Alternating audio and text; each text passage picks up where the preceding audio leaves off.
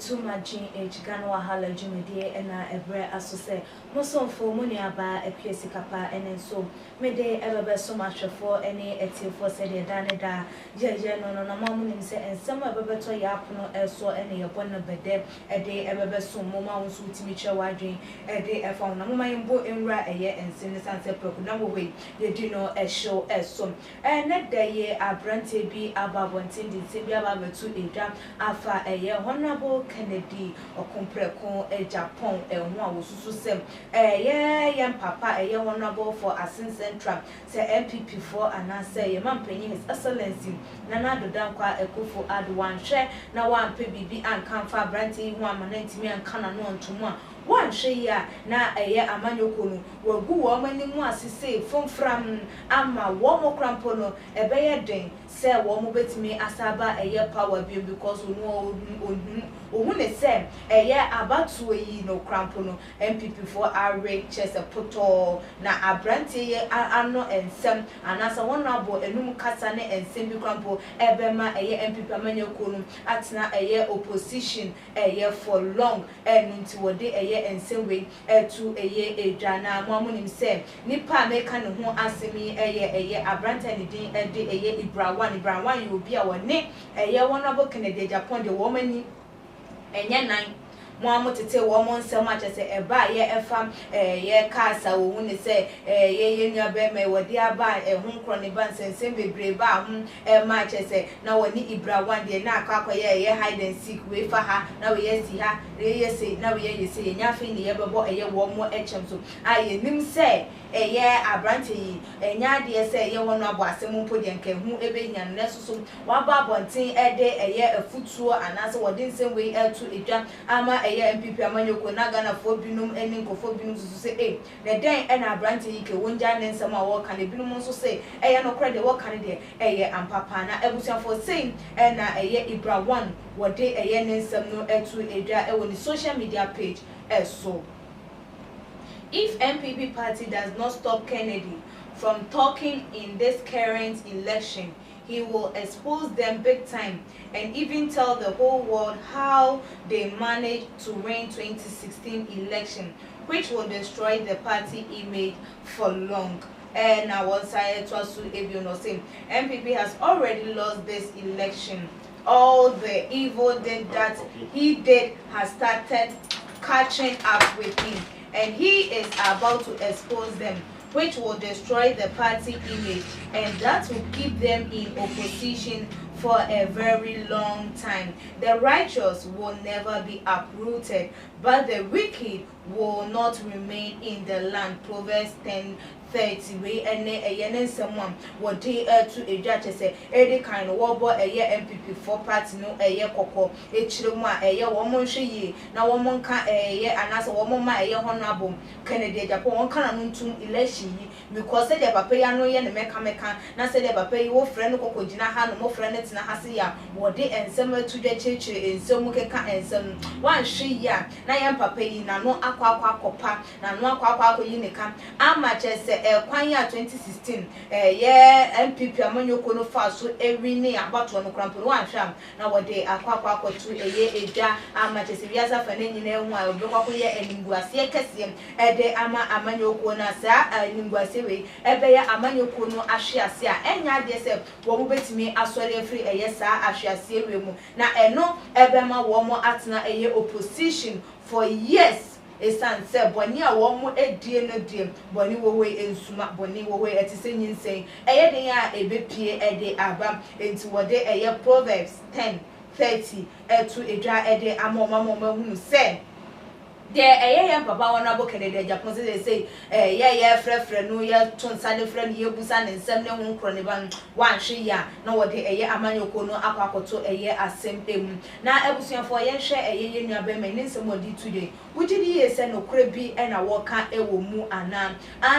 sɛ wo ka sa ensɛm we sɛ de be ye honorable Kennedy Agyapong ebeba bonten aba be ke kansɛm bia na je sɛ gina so na wo bia gina so no de aka sɛ o se ye kan ye ibra1 kaye ana sa branti bi kaye wo bo so say na sa pepepe na ekoso ana say ade no no kore was say empenifo no ehwe na wo mo ema wo mo na yezo because ye hwe ye papa honorable Kennedy Agyapong and saying them what in simbi ebebetu dwa fa NPP anatese anka nkofo ebo ehun posen kaye nkonkokun no nkoneba wo ba bonten ebebetu dwa so no aye disappointed ewo NPP amanyoko no emu crampo ni titu ni securities a chesem obi ehia emwa obi ye party member we hia mwa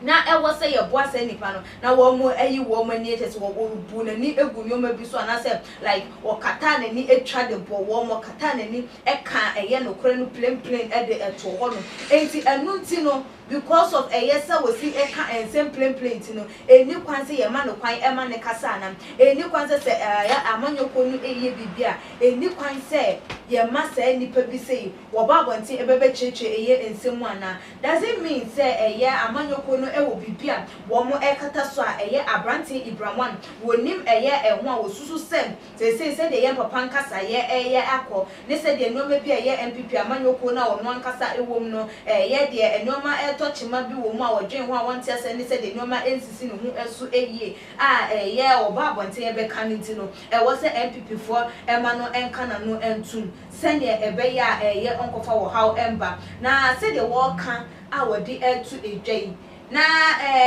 honorable wo ba bonte no obebe yi ye nua be mayi na no ekeka wo no susu na adwen de kire no a because abranti say they work ma honorable anase wo magana for ye nya ntie bi say honorable ano ye ne pere aye say akwada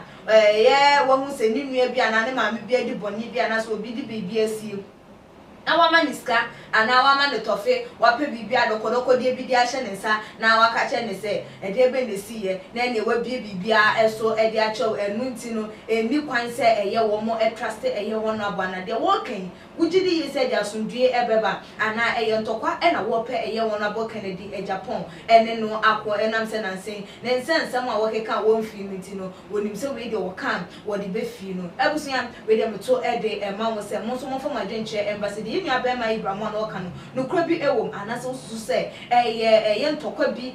or per se honorable watian and as with honorable member kasa na ne emfa nkoye maintain me ho ase na ne react to man ne yonko react to man ne kwan akoka se panyi chese wontimi enhye no ho so anase panyi wontimi bu ni engu enoma bi eso na se sanso so a no kwan so no se akwada wo hye panyi ahoroba se de be ya obeba ababeke ne boso ensem ede atwewo ana abusia for forward nche no ebra too much in comment section so ebimo like videos na share all the social media platform but me so follow yen your IG page too much _midi ede Exp0se kapa that's ne yebesane share makram yo too much GH nie Ghana for ahwefo etiefo onipa bi a won subscribe too much GH no subscribe wo na ehintasem ensema ebuafa oman Ghana so ena ye de bremu one God nie the only one God in GH eho ena de bia mehwe abrochefo ene Ghana for mo mo wiasa fa na ina me recommend emamo too much GH too much GH. We did Exp0se Japan. A break and Besame TV. Me share too much GH. The move for. Hey, almost sports and as entertainment. Hey, the move for. Munko so show mo. No anybody de bia. Madam, I love you. Too much GH. Many have come and many have gone, but you are a great Kankambuka ability, worth being beheld by every optical nerves. That saith the papacy. Keep watching Too Much GH. And you get the best of entertainment, the best of everything you want. My name is Ohima One. Keep watching Too Much GH. It's the best. Keep watching Too Much GH.